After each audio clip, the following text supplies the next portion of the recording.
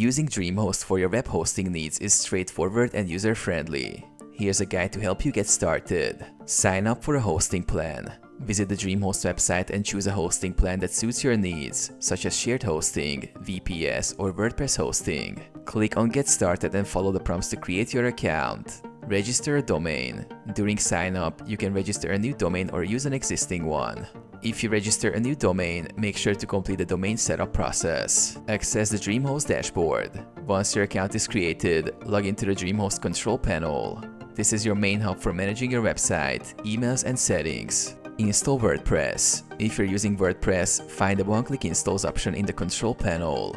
Select WordPress and follow the instructions to install it on your domain. Manage your website. Use the control panel to manage domains, set up email accounts, access the website builder, or configure your databases. Utilize support resources. DreamHost offers extensive support resources, including a knowledge base and live chat support to assist you with any issues.